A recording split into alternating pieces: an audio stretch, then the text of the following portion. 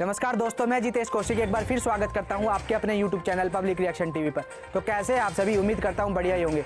दोस्तों, हर छोटी बड़ी खबरें व ताज़ा खबरें सबसे पहले पाने के लिए अभी सब्सक्राइब करके जुड़ जाए आपके अपने YouTube channel public reaction TV पर। साथ ही घंटे का बटन अवश्य दबा लें, जिससे कि हमारी हर एक नई वीडियो का नोटिफिकेशन सबसे पहले आ सके आपके पास। जी हाँ दोस्तों, क्योंकि आप देख रहे हैं उभरता हुआ न्यूज़ चैनल। तो चलिए चलते हैं अपनी खबरों पर। 24 फरवरी 2023 दिन शुक्रवार। आइए सबसे पहले एक नजर डाल लेते हैं दिन भर की सुर्खियों पर। हरियाणा बजट में किसे क्या मिला, बताएंगे पूरी खबर आसान भाषा में। बुढ़ापा, विधवा और दिव्यांग समेत सभी तरह की सामाजिक सुरक्षा पेंशन में की बढ़ोतरी, बताएंगे पूरी खबर। हरियाणा में जिस विकास की दुहाई देकर भाजपा 2024 में फिर से सरकार बनाने का दावा कर रही है, उनके बलबूते तो पार्टी के नेताओं को अपनी सभाओं में भीड़ जुटने तक का भरोसा नहीं है। हम ऐसा क्यों कह रहे हैं, बताएंगे पूरी खबर। हरियाणा के बजट पर एक्सपर्टों की क्या राय है, वो भी जानेंगे इसी खबर में।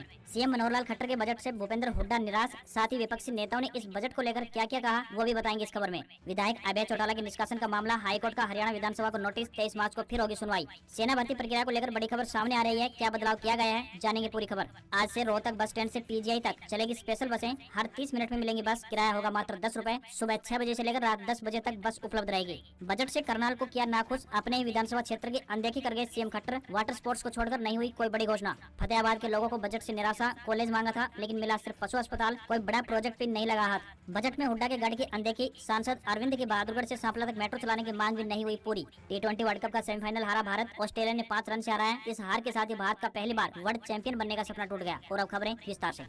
सीएम मनोहर लाल खट्टर ने वित्त मंत्री के तौर पर गुरुवार को विधानसभा में अपना चौथा बजट पेश किया। सीएम ने दावा किया कि हरियाणा 11.6% की विकास दर से आगे बढ़ रहा है। कुल 1,83,000 करोड़ रुपए के इस बजट में कोई नया टैक्स नहीं लगाया गया है। राज्य में 2014 यानी लगभग 8.5 साल से सरकार की अगुवाई कर रहे मुख्यमंत्री मनोहर लाल खट्टर ने बजट में सभी को खुश करने की कोशिश की है। इसमें युवाओं से लेकर खेल खिलाड़ी, किसान और इंडस्ट्री सेक्टर के लिए कई बड़ी घोषणा की गई है। सबसे पहले आइए एक नजर डाल लेते हैं मुख्य घोषणाओं पर। कृषि के क्षेत्र में ड्रोन का इस्तेमाल बढ़ाने के मकसद से 500 युवा किसानों को बतौर ड्रोन संचालन ट्रेनिंग दी जाएगी। साथ ही ढैंचा खेती को बढ़ावा देने के मकसद से इस पर होने वाली लागत का 80% यानी 720 रुपए प्रति एकड़ सरकार देगी। अगले 2 साल में 4000 नए प्ले स्कूल खोले जाएंगे। तो वहीं नए सेशन से छठी से लेकर 8वीं कक्षा तक के बच्चों को स्किल एजुकेशन दी जाएगी। 3 लाख रुपए तक एनुअल इनकम वाले परिवार चिरायु आयुष्मान भारत योजना में शामिल होंगे। तो वहीं 17 मोबाइल पशु चिकित्सा वैन चलाई जाएंगी। पलवल, महेंद्रगढ़, अम्बाला और फतेहाबाद में 4 नए पशु चिकित्सा पॉली क्लिनिक शुरू होंगे। विधवा और दिव्यांग समेत सभी तरह की सामाजिक सुरक्षा पेंशन में 1 अप्रैल 2023 से 250 रुपए की बढ़ोतरी की गई है। अब इन्हें हर महीने 25 रुपए की जगह 2750 रुपए मिलेंगे। वृद्धावस्था सम्मान भत्ता के लिए आय पात्रता सीमा 2 लाख रुपए से बढ़ाकर 3 लाख रुपए प्रतिवर्ष कर दी गई है। अभी तक 65 साल या फिर उससे ज्यादा उम्र वालों को ही किराए में छूट मिलती थी, अब यह छूट 60 साल की उम्र से मिलेगी। रेवाड़ी समेत 9 शहरों में सिटी बस सेवा शुरू होगी। भिवानी और नूह में नए ड्राइविंग ट्रेनिंग सेंटर और गुरुग्राम में 26 एकड़ में हेली हब बनेगा। वहीं हिसार, अम्बाला और महेंद्रगढ़ में multi modal logistic park develop किए जाएंगे। मजदूरों के बच्चों की पढ़ाई में मदद करने के लिए भी कई कदम उठाए जाएंगे।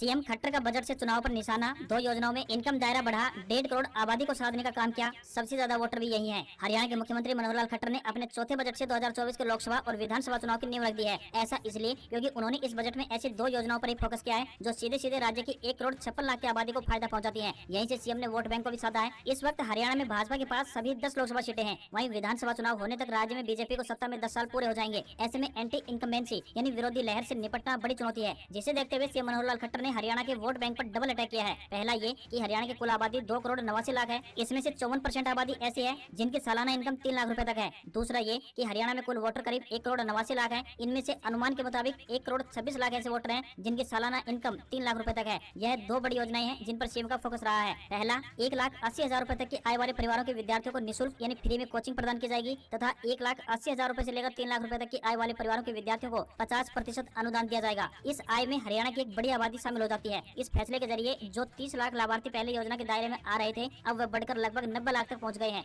दूसरा ये कि हरियाणा में 15,50,000 परिवार आयुष्मान भारत योजना के तहत लाभ प्राप्त कर रहे थे। इस बजट में सीएम ने योजना में आय का दायरा बढ़ाकर 1,80,000 रुपए से 3 लाख कर दिए हैं। अब इस दायरे में आने वाले लोगों को 5 लाख रुपए तक का कैशलेस इलाज का कवर मिल जाएगा। इसके लिए परिवार को साल के सिर्फ 1500 रुपए देने होंगे। सरकार ने चिरायु आयुष्मान भारत योजना में लगभग 29,93,000 नए परिवारों को जोड़ दिया है। अब इस योजना का राज्य में करीब 1 करोड़ लोग फायदा उठा पाएंगे। अब बजट में कोई नया टैक्स नहीं, स्टार्टअप्स में सरकार करेगी मदद। 10 शहरों में हुड्डा सेक्टर, तो वहीं 60 साल की उम्र से किराए में छूट। हरियाणा के 2023-24 बजट की घोषणा करते हुए मुख्यमंत्री मनोहर लाल खट्टर ने कहा है कि इस बार 1,83,000 82,950 रूपए का बजट में प्रस्ताव किया गया है। यह पिछले वर्ष की अपेक्षा 11.6% की वृद्धि है। उन्होंने कहा कि नए बजट में कोई नया टैक्स नहीं लगाया गया है। हरियाणा में बुढ़ापा पेंशन में 250 रूपए की बढ़ोतरी की गई है। अब बुजुर्गों को 2750 रूपए पेंशन मिलेगी। वहीं वरिष्ठ नागरिकों की रियायती किराए की पात्रता के लिए आयु सीमा को 65 वर्ष से घटाकर 60 वर्ष करने का प्रस्ताव बजट में मुख्यमंत्री ने रखने की घोषणा की है। मनोहर लाल खट्टर ने कहा कि वर्ष 2023-24 में सरकार की योजना 7 जिलों में एकीकृत सैनिक सदन बनाने की भी है। वर्ष 2023-24 में मान्यता प्राप्त विश्वविद्यालयों और कॉलेजों में विद्युत वाहन, मैन्युफैक्चरिंग, एविएशन, फार्मेसी और ग्रीन टेक्नोलॉजी में उत्कृष्टता केंद्र स्थापित किए जाएंगे। 894 सरकारी स्कूलों में 17,427 डेस्क प्रदान किए जाएंगे ताकि बच्चों को जमीन पर न बैठना पड़े। स्ट्रीट वेंडर्स, छोटे कारोबारियों और व्यापारियों जिनका वार्षिक कारोबार 1.5 करोड़ रुपए तक का है को प्राकृतिक आपदा या फिर आग के कारण परिसंपत्तियों के नुकसान के मामले में मुआवजा प्रदान करने के लिए भी मुख्यमंत्री व्यापारी क्षतिपूर्ति बीमा योजना 1 अप्रैल 2023 से शुरू हो जाएगी। वहीं गौ सेवा आयोग का बजट बढ़ाकर 400 करोड़ कर दिया है। पहले ये 40 करोड़ रुपए था। बेसहारा पशुओं को रखने वाली गौशालाओं को उचित रूप से वित्तीय सहायता दी जाएगी ताकि गौशालाओं में गौ माता की देखभाल और सुरक्षा की जा सके।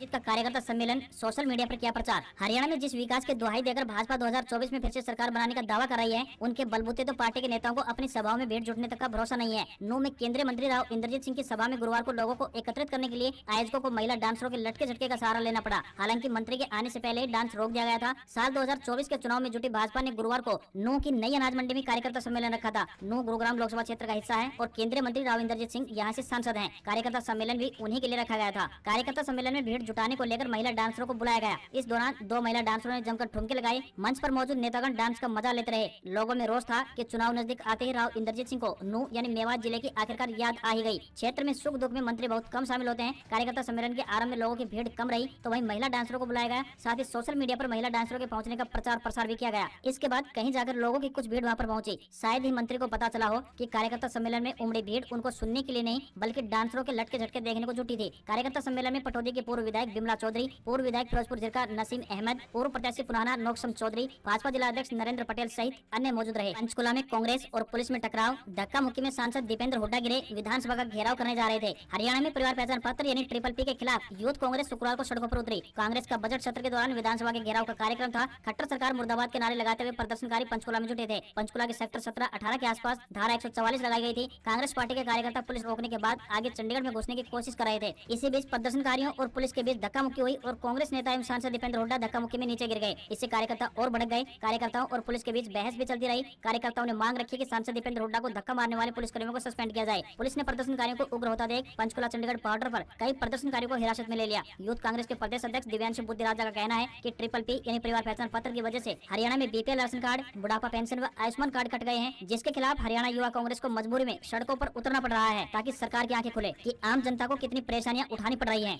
पर एक्सपर्टों की क्या राय रही, आइए जानते हैं इस खास रिपोर्ट में। हरियाणा सरकार ने प्रदेश का आम बजट गुरुवार को पेश कर दिया है। सरकार ने इस बजट को किसान हितैषी बताया है, लेकिन चौधरी चरण सिंह कृषि विश्वविद्यालय के retired principal scientist doctor Ramkumar Yadav ने इसे आंकड़ों का बजट बताया है। इस बजट में किसानों के लिए कुछ खास नहीं है। 11.6% कुल बजट बढ़ा है, लेकिन यह वेतन और महंगाई भत्ते में ही निकल जाएगा। वहीं पहले से ही चल रहे रिसोर्स केंद्रों में स्टाफ नहीं है, इसलिए नए प्रशिक्षण केंद्र खोलने की योजना बेईमानी होगी। डॉक्टर रामकुमार यादव ने बताया कि इस वर्ष मुख्यमंत्री मनोहर लाल खट्टर ने जो बजट प्रस्तुत किया है उसकी भूमिका सुंदर बनाई है। उन्होंने परियोजनाओं के लिए 428 करोड़ रुपए का जिक्र किया। फसलों की खरीद का 45,000 करोड़ किसानों के खाते में जमा करवाया, तो ये तो किसानों का हक हुआ, न कि उन्होंने खुद यहाँ से दिया है। चौधरी चरण सिंह कृषि विश्वविद्यालय भिवानी के गोकलपुरा में पोषण अनाज अनुसंधान केंद्र स्थापित कर रहा है। उनके 2023 में चालू होने की संभावना तथ्यों से परे है। अभी उसकी केवल 4 दीवारी ही बन रही है। स्टाफ की कमी है। हरियाणा एग्रीकल्चर यूनिवर्सिटी में भी स्टाफ की कमी है। इसका बजट में कोई जिक्र नहीं किया। वहीं प्राकृतिक खेती का लक्ष्य 20,000 एकड़ का है। इसमें 6,000 एकड़ पर प्रदर्शन किया जाएगा। यह ऊंट के मुंह में जीरा होने वाली बात है। इंटीग्रेटेड फार्मिंग सिस्टम, मृदा संवाद की निगरानी, सौर ऊर्जा पर बल देने का जिक्र है, लेकिन कितना और क्या देंगे इसका कुछ भी अता पता नहीं है। वहीं उत्कृष्टता केंद्र स्थापित करने के कोई मायने नहीं है। पहले से जो संस्थान चले आ रहे हैं उन्हीं में रिसोर्स उपलब्ध नहीं है। स्टाफ का संतुलन नहीं है। पशुपालन और डेयरी में किसानों के लिए कुछ चीजें फायदेमंद है। 2 नए पोली क्लिनिक खोलने की बात का स्वागत है, तो वहीं पशु मोबाइल चिकित्सक इकाइयां चलाना भी अच्छी बात है। यह प्रैक्टिकली भी होना चाहिए। गौ सेवा के लिए 40 से 400 करोड़ किया है, स्वागत योग्य है, लेकिन कम है।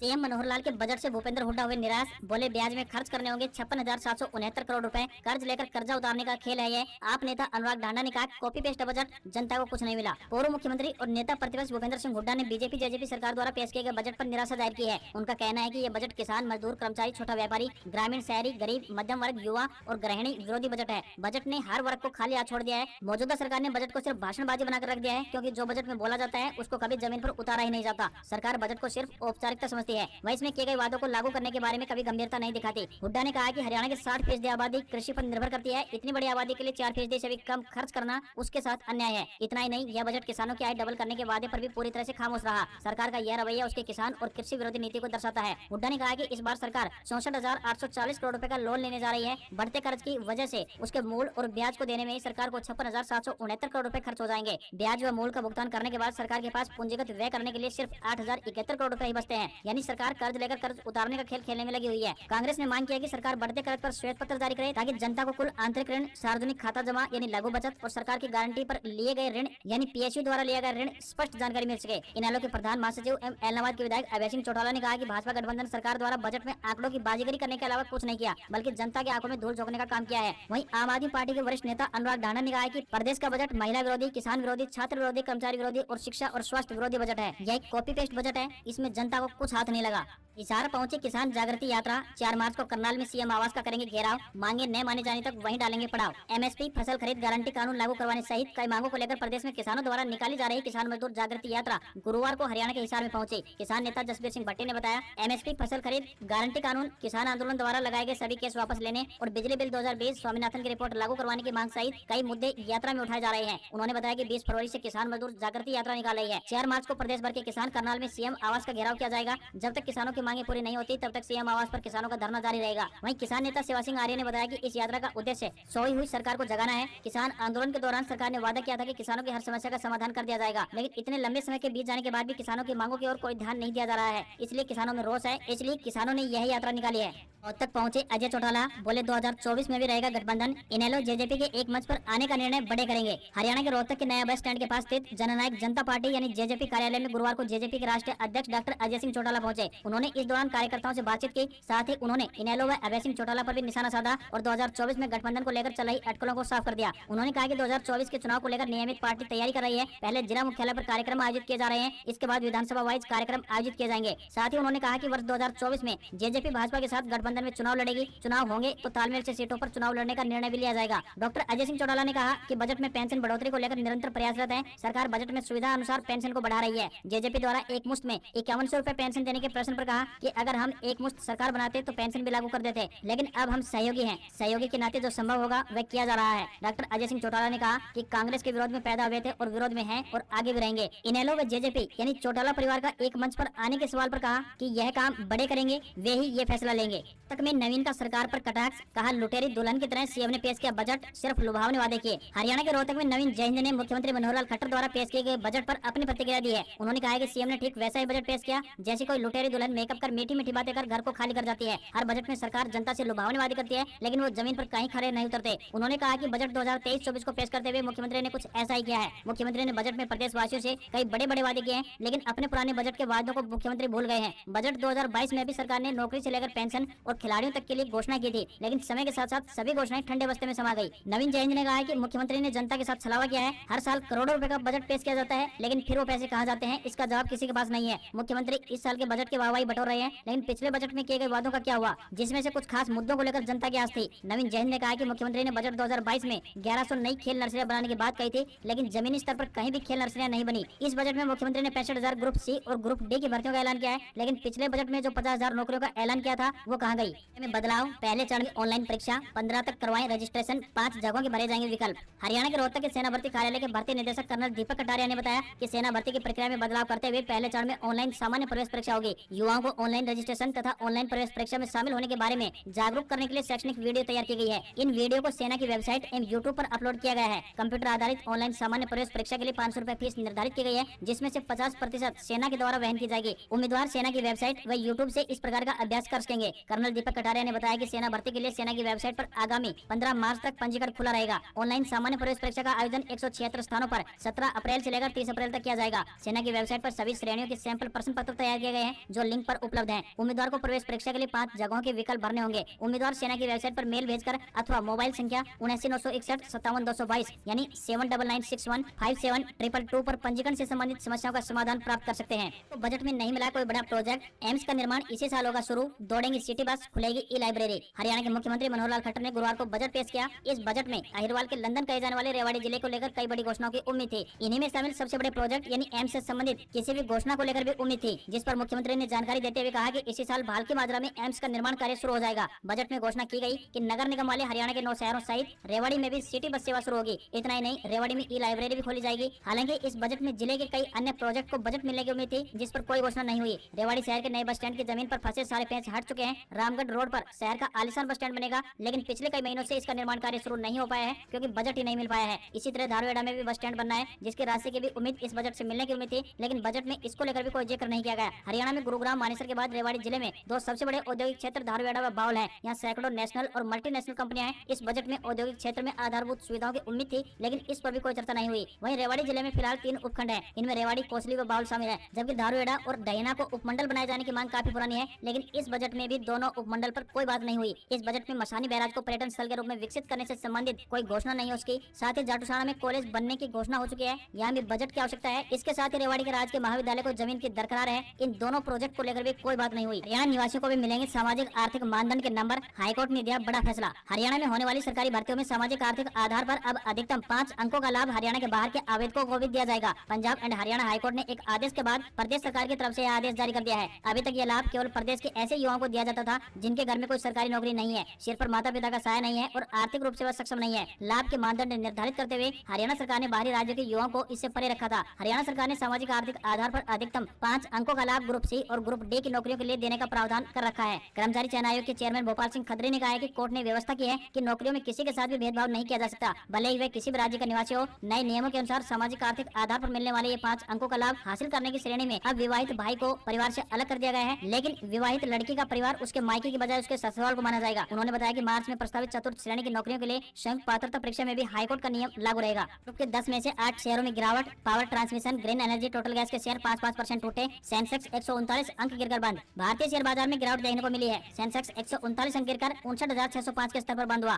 निफ्टी में भी 30 अंकों की गिरावट देखने को मिली, यह 17,523 के स्तर पर बंद हुआ। लगातार 5वें दिन मार्केट में गिरावट देखने को आई है। सेंसेक्स के 30 शेयरों में से 17 में गिरावट तो वहीं 13 में तेजी दिखाई दी। अडानी ग्रुप के 10 शेयरों में से 8 में गिरावट देखने को मिली। ग्रुप की फ्लैगशिप कंपनी अडानी एंटरप्राइजेज का शेयर 1.14% गिरा। वहीं सराफा बाजार में सोने और चांदी में गिरावट देखने को मिली है। 24 कैरेट सोना 56,080 रुपए प्रति 10 ग्राम के स्तर पर बंद हुआ। चांदी की बात करें तो ये 65,182 रुपए प्रति किलोग्राम के स्तर पर पहुंच गई है। डॉलर रुपया के मुकाबले 15 पैसे कमजोर हुआ है। $1 का रेट 82 रुपए 73 पैसे के स्तर पर पहुंच गया है। और कमेंट बॉक्स में इन खबर पर आपकी क्या है राय, वो हमें जरूर बताएं। आज की खबरों में सिर्फ इतना ही। मिलते हैं अगली खबर में। जब तक सब्सक्राइब करके जुड़ जाइए आपके अपने YouTube channel public reaction TV से, और साथ ही घंटे का बटन जरूर दबा लें ताकि हमारी हर एक नई वीडियो पहुंच सके आपके पास सबसे पहले।